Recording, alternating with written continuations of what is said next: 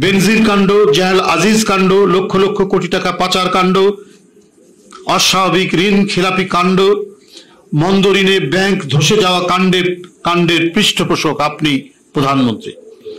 বর্তমান দাবি সরকারের দামি বাজেটে সাধারণ করদাতা ও উদ্যোক্তাদের সুবিধা দেওয়া হয়নি। গরিবদের জন্য গুরুত্বপূর্ণ সহায়তা হচ্ছে সামাজিক নিরাপত্তা যে নেটওয়ার্ক বেষ্টনী, সেটা বৃদ্ধি করা হয়নি। যতটুকু করা হয়েছে তা সম্পূর্ণরূপে তামাশা। আপনি এবং আপনার সরকারের মুখ ঢাকতেই আবারও বিএনপির ভারপ্রাপ্ত চেয়ারম্যানকে নিয়ে বিষোদগার শুরু করেছেন।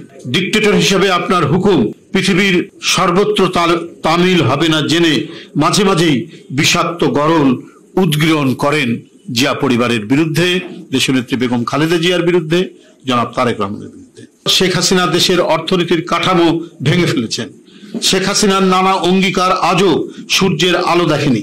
ডলার সংকট, জাতীয় রিজার্ভ তলানিতে চলে আসা, ব্যাংকগুলো খালি হয়ে যাওয়া, আইন বহির্ভূতভাবে ক্ষমতা ঘনিষ্ঠ ব্যক্তিরা বিপুল অর্থবিত্তের মালিক হয়েছে। যারা একদিন নিঃস্ব, নিঃসম্বল ও মুশরিক ছিলেন, তারা আজ আওয়ামী শাসক গোষ্ঠীর সহযোগিতায় ঐরাবতে পরিণত হয়েছেন এবং আওয়ামী শাসক গোষ্ঠীর অনেক লোকেরাও হয়েছেন, তারা সহ তাদের ক্ষমতা ঘনিষ্ঠ ব্যক্তিরা। যারা দেশে অস্থিরতা কুঞ্জটিকা এতটাই ঘন হয়ে উঠেছে যে তিনি এখন সেগুলো সামাল দিতে না পেরে জনাব তারেক রহমানের বিরুদ্ধে হুমকি দিচ্ছেন। আমরা সুস্পষ্টভাবে বলতে চাই, জাতীয়তাবাদী শক্তির বিরুদ্ধে ক্রমাগত হুমকি কখনোই রাজনীতির ময়দান শান্ত, নিরাপদ ও সুখময় হয়ে উঠবে না। আপনার নিজেদের লোকদের, নিজেদের আত্মীয় স্বজনদের দিয়ে রচিত জাতীয় সংসদে বক্তব্য রাখেন আর নিজের কার্যালয় থেকে বক্তব্য রাখেন। তারা আজ আওয়ামী শাসক গোষ্ঠীর সহযোগিতায় ঐরাবতে পরিণত হয়েছে। দেশে অস্থিরতার কুঞ্জটিকা এতটাই ঘন হয়ে উঠেছে যে তিনি এখন সেগুলো সামাল দিতে না পেরে জনাব তারেক রহমানের বিরুদ্ধে হুমকি দিচ্ছেন। আমরা সুস্পষ্টভাবে বলতে চাই, জাতীয়তাবাদী শক্তির বিরুদ্ধে ক্রমাগত হুমকি কখনোই রাজনীতির ময়দান শান্ত, নিরাপদ, সুখময় হয়ে উঠবে না। দেশের জনগণ বাকশাল ২-এর অনন্ত শৃঙ্খল থেকে মুক্তির জন্য রুদ্ধশ্বাস অপেক্ষা করছেন। অহেতুক ক্রোধ দামি সরকারের প্রধানমন্ত্রীকে আচ্ছন্ন করে রেখেছে। ভারত থেকে ফিরে এসে তাকে যেন মনে হচ্ছে তিনি শক্তি সঞ্চয় করে এসেছেন। তিনি এখন যে শ্লাঘা বোধ করছেন তার মধ্যে সঞ্চিত আছে ভারতের আশ্রয়।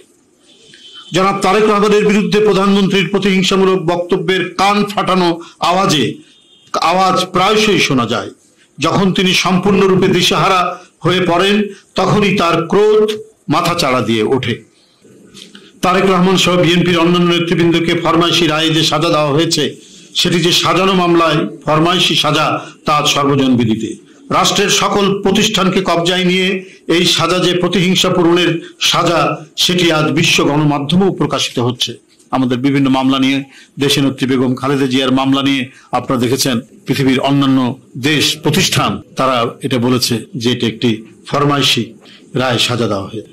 দেশনায়ক তারেক রহমানের বিরুদ্ধে গতকাল জাতীয় সংসদে প্রশ্ন উত্তর পর্বে প্রধানমন্ত্রী যে মানহানিকর, অরুচিকর হুমকি দিয়েছেন, আমি তার তীব্র নিন্দা এবং প্রতিবাদ জানাচ্ছি।